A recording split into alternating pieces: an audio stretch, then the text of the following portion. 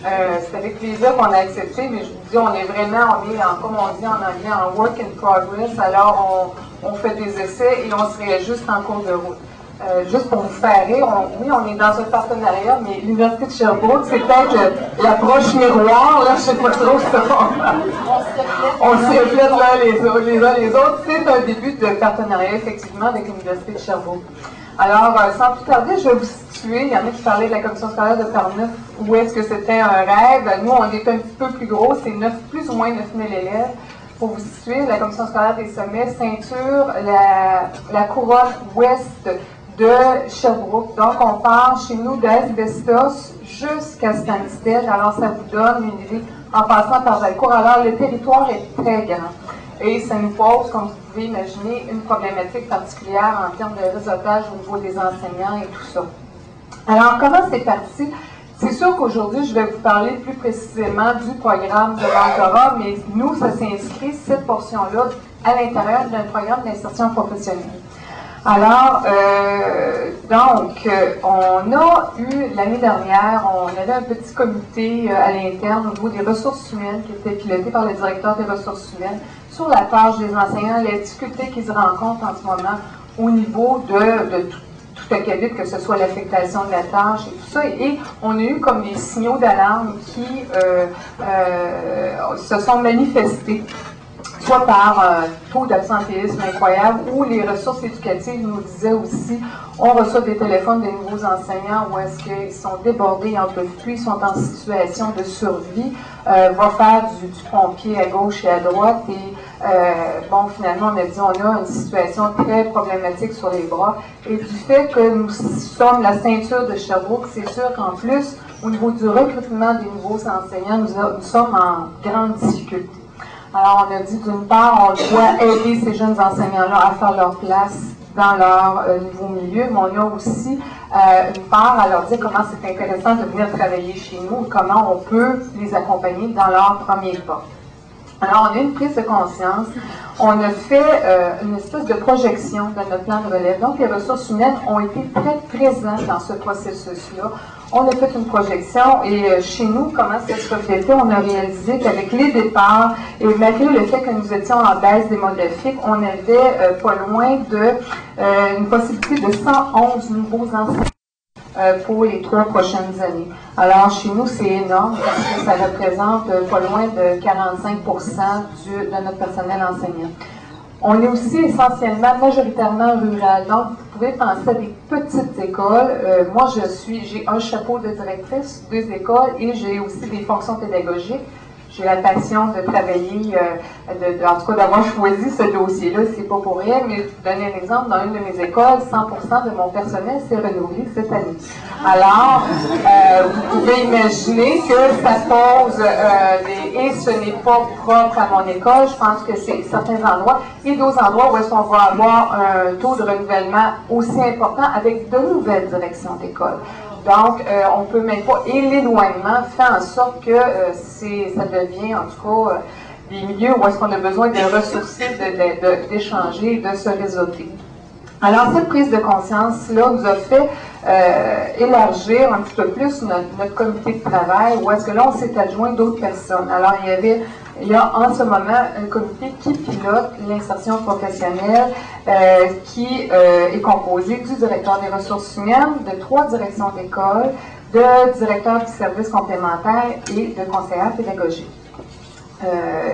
Élise, qui est avec nous, est conseillère, mais elle était, il n'y a pas si longtemps, mentor, elle aussi, dans une école. Ce comité-là avait comme des mandats très diffus au départ qu'on a amené à préciser. On a fait des lectures, on a lu dans vie pédagogique, on est allé voir comment on pouvait répondre aux besoins de ces enseignants-là. On avait aussi, d'une part, qui a son adresse, quelle est l'identification des nouveaux enseignants. Donc, on a fait ça.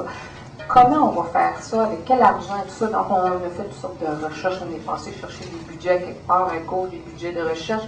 Je vais vous raconter un petit peu qu'est-ce qui s'est passé avec ça. Avec qui on fait ça? Parce que comme on est une petite commission scolaire, nous avons 3 conseillers pédagogiques pour l'ensemble de la commission scolaire. Donc, nos ressources éducatives étant quand même assez limitées, on s'est dit, bon, mais on ne peut pas faire ça, c'est impossible.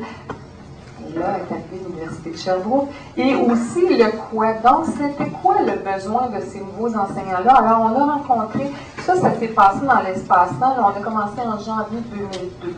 Et on est en mai 2003. Et on a démarré le programme cette année en septembre. Alors, c'est pour vous dire qu'on est allé rarement. Il y avait des gens, comme M. Gingras disait ce matin, très passionnés parce qu'on avait vraiment à cœur, parce qu'on avait vraiment une situation très problématique. Alors, on a fait des focus group. D'une part, un focus group avec des nouveaux enseignants qui venaient d'arriver. On leur disait, bon, si on avait eu à vous accompagner cette année, qu'est-ce que vous auriez aimé qu'on fasse? Donc, c'est des choses qu'on est allé voir avec eux. Et avec aussi des enseignants expérimentés qui recevaient soit des jeunes dans leur milieu, puis c'était quoi leur perception qu'eux avaient par rapport à l'arrivage de nouveaux enseignants dans leur milieu. Fait qu'on est allé faire ça, et là, de ça, on a sorti les besoins, et c'est sûr que notre programme, il y a ressorti de ça, le programme de mentorat, mais il y a aussi, nous autres, les moyens qu'on avait regardés, c'était de favoriser l'accueil et l'intégration de la rentrée des nouveaux enseignants. Donc, on a aussi des activités d'accueil, des journées d'accueil au niveau de la commission scolaire où est-ce qu'elle elle présente les différents services et les différents programmes. Il y avait aussi l'implantation de la démarche de supervision professionnelle. On a une politique de supervision pédagogique, mais encore là, on est encore en travail là-dessus. Il y avait aussi une préoccupation qu'on avait sur l'organisation du travail des nouveaux enseignants. Donc, nous autres, on les appelle novices. On n'est pas encore, en tout cas, au fait avec cette appellation-là. On se questionne, puis on se questionne tout le temps, et c'est correct. Je pense que quand on est en processus comme ça, c'est normal qu'on fasse ça. Mais dans l'organisation du travail, c'est qu'on a pris conscience, comme Lorraine parlait ce matin, des bouts de tâches. On cumule des pourcentages de tâches, où on a des spécialistes chez nous qui font 5, 6, 7 écoles. On disait, comment est-ce qu'on peut regarder l'organisation du travail de ces nouveaux enseignants-là pour leur faciliter la vie? Il y a aussi toute la formation continue, donc on avait la préoccupation, dans le cadre, bien sûr, de tous les enseignants de la réforme, de l'implantation de la réforme, de greffer ça ensemble, en tout cas de mettre ça dans un processus où la formation continue était présente. Et avec ça, on a mis un peu plus d'emphase cette année sur l'instauration du programme de mentorat.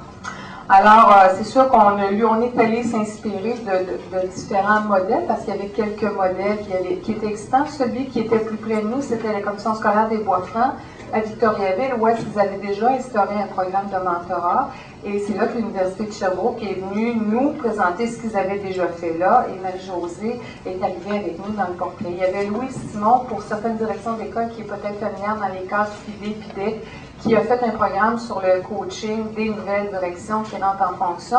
Donc, on s'est inspiré aussi de cette littérature-là. De Louise nous a aidé beaucoup à se faire une tête, la différence entre coaching et mentorat. Alors, c'est ici que Marie-Josée va intervenir pour expliquer on a fait le choix du mentorat, puis vous allez voir un petit peu plus loin pourquoi. Puis je reviendrai un peu plus loin sur les modalités plus organisationnelles. Alors, dans un premier temps, on pourrait peut-être définir ensemble ce que c'est que le mentorat. On s'est donné a priori une définition. Alors, le mentorat, c'est une forme d'accompagnement par laquelle une personne expérimentée soutient une personne novice à travers une relation de coopération dans une transition vers une nouvelle réalité et dans ses apprentissages vers le développement de son potentiel personnel et professionnel. Alors, n'est pas qui veut mentor, et mentor ne signifie pas la même chose que coach, ni que parrain, mais encore faut-il préciser, parce qu'il y a beaucoup de flou dans ces notions-là, même à l'université, on ne s'entend pas tous là-dessus. L'objectif général qu'on s'est donné pour l'accompagnement qu'un mentor donne à une personne novice se définissait comme un accompagnement professionnel qui cherche à développer l'autonomie personnelle, la responsabilisation et les compétences liées à l'exercice de la profession enseignante. Alors, les croyances que les membres du comité d'insertion avaient au départ, c'est que, d'une part, l'apprentissage de l'enseignement se poursuit même après la formation initiale universitaire, et ça prend 5 ans à peu près, une fois entrée en carrière, pour qu'on puisse dire qu'une personne maîtrise la pratique de sa profession. Une autre croyance que nous avons, c'est que oui, il y a un potentiel considérable dans le savoir d'expérience, et je réfère à la présentation d'Enrique un petit peu plus tôt. Il y a vraiment là une distinction entre une expérience qui se traduit en termes d'années, tout simplement, et une expérience qui réfère vraiment à une analyse de sa pratique. Et ça permet même de faire la distinction entre ce que c'est que l'expertise et l'expérience d'une certaine façon. Alors, il y a une richesse là qu'on cherchait à mettre à profit dans cet accompagnement-là. Alors, le rôle du mentor, c'est un rôle clé dans le programme. Ce qu'on attend, c'est que la personne mentor puisse déployer ses ressources personnelles et professionnelles pour faire apprendre la personne novice, qu'elle soit capable de développer une relation de confiance et de coopération, et d'accompagner cette personne en lui donnant du renforcement et de la rétroaction. Alors, on commence déjà à percevoir que, à travers les habiletés à mettre en œuvre par la personne mentor, il y a son savoir d'expérience, mais il y a aussi la question des habiletés d'accompagnement et de communication qui vont faire en sorte que ce savoir-là va pouvoir être partagé. On pense que de cette façon-là, la personne mentor peut aider la personne novice à donner du sens à ses apprentissages, parce que c'est à travers le sens donné que le savoir d'expérience se construit. J'en parlerai un petit peu plus à fond dans quelques minutes. De cette façon-là, la personne novice construit vraiment sa couleur personnelle. Elle ne devient pas un deuxième enseignant comme le mentor est. Alors, il y a vraiment quelque chose de spécifique ici dans le type d'accompagnement qu'on va donner. Et tout ça en vue de consolider la pratique professionnelle pour mieux la valoriser. Fait qu'on comprendra que cette façon de faire-là a une double retombée et qu'on valorise le savoir que les enseignants construisent dans la pratique, qui est un savoir spécifique à cette profession-là. Donc, on est dans le mouvement de la professionnalisation comme tel. Ça pose des défis particuliers pour l'accompagnement, on le verra dans quelques secondes, mais dans un premier lieu, il a fallu nous recruter les personnes mentors. C'était pas si simple que ça. Qu'est-ce qu'on attend et qu'est-ce que ça va exiger chez ces personnes-là? Sur trois aspects, l'aspect personnel, interpersonnel et professionnel. Alors, je vous redonne le micro. On ne s'est pas pratiqué avant, je vous jure. Alors, ce que je n'ai pas précisé au niveau des rôles, c'est que c'est sûr au niveau de la commission scolaire elle a un rôle à jouer. On pense qu'il y a un partage au niveau des responsabilités par rapport aux nouveaux enseignants qui arrivent chez nous. Mais quand on a ciblé des mentors, on a demandé aux directions d'école, par rapport à un profil qu'on s'était donné, de cibler des mentors potentiels. Oui, alors j'accélère. Alors, les mentors, alors c'est sûr que c'était des personnes qui devaient être eux-mêmes en démarche réflexive, donc ils avaient déjà comme un processus d'enclencher. Ils avaient aussi sur le plan interpersonnel des capacités. On pensait que c'était comme de base d'être capable d'être à l'écoute, de communiquer. Je pense que M. Enrique en a parlé tantôt, c'est extrêmement important. D'avoir une certaine crédibilité auprès de ses pairs, d'être capable de gérer des différences, parce qu'on parlait de modelage ce matin, mais il y a aussi, je pense, la différenciation à respecter, de reconnaître l'autre et de formuler les rétroactions constructives. Et sur le plan professionnel, nous, on avait ciblé, bien sûr, autant possible que puisse se faire, parce qu'on avait comme beaucoup d'expérience qui sortait, mais on demandait au moins 5 années d'expérience dans l'enseignement, qui adhérait à la démarche réflexive, bien sûr, qui était quelqu'un qui était capable de résoudre des problèmes, d'avoir le sens de l'organisation. Donc, on essaie quand même d'aller chercher nos enseignants qui avaient une capacité d'intégrer la profession comme telle. Alors, on est rendu à toi? Alors, compte tenu du temps qui reste, on va s'en aller à la diapositive suivante. L'autre? Okay, oui. Alors, oui, il y a des défis dans l'accompagnement. Un des défis, entre autres, c'est justement que la personne novice, quand elle débute, elle est dans un contexte particulier. J'ai bien aimé M. Bouchard, un peu plus tôt, cet avant-midi, la façon que vous aviez d'exposer ce contexte-là, et qui montre bien que les personnes novices, lorsqu'elles débutent, d'abord, il y a d'une part l'abolition de l'approbation qui fait que ces personnes-là pensent qu'après 4 ans d'université, elles ont fait le tour d'horizon nécessaire et qu'ils sont maintenant des professionnels accomplis qui entrent dans la pratique. Alors, ils ne sont pas nécessairement disposés, quand ils arrivent, à être jumelés à quelqu'un et à réfléchir comme tel. Le temps leur manque, ils sont en urgence, ils veulent des idées, ils veulent des solutions. Et là, le défi pour l'accompagnement, c'est d'oser entre donner des solutions à quelqu'un qui est en survie et faire réfléchir quelqu'un pour le voir se développer professionnellement. Alors, ça l'a impliqué qu'on a formé les personnes mentors à ce contexte particulier et comment pratiquer l'accompagnement dans un contexte comme celui-là. Et les capacités ou les habiletés ou les attitudes que la personne novice devait développer pour être en démarche réflexive était l'ouverture, une capacité de se remettre en question, une capacité de communiquer et s'engager bien entendu dans la démarche. La démarche réflexive se veut en 4 temps. Je n'irai pas dans le détail, mais je vous dirais peut-être rapidement que le but de la chose, c'est que si on considère qu'un savoir d'expérience, ce n'est pas un savoir qu'on applique. On n'est pas dans un rapport d'application, comme par exemple les mathématiques que j'applique quand j'en fais l'exercice. On est dans un rapport où ça se construit.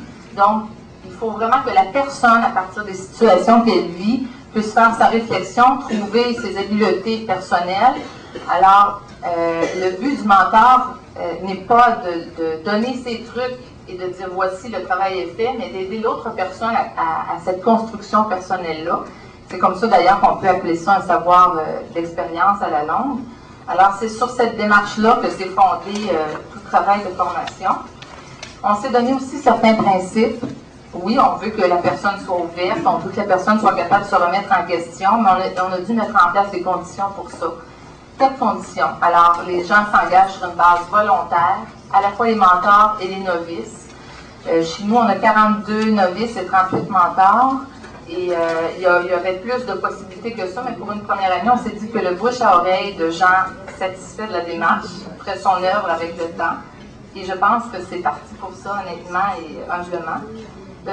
C'est une démarche confidentielle. La personne mentor n'a aucune tâche d'évaluation dans ça. La direction d'école fait son rôle de supervision pédagogique, mais la personne mentor est là pour accompagner. Il n'y a aucun aspect d'évaluation.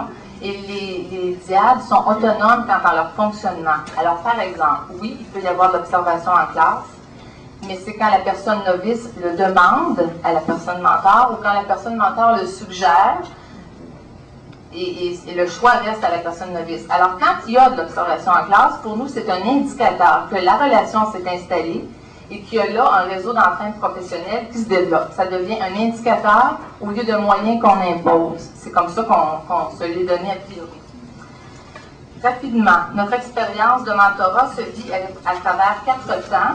D'abord, on a mis en marche les diades par une rencontre d'information au début de l'année. Ensuite, il y a des rencontres d'accompagnement entre les mentors et les novices. Nous, on a suggéré que ce soit au minimum une fois par mois, mais, et ça c'est vraiment un minimum, mais il faut considérer qu'il y a des mentors qui sont dans des écoles très éloignées de celles des novices.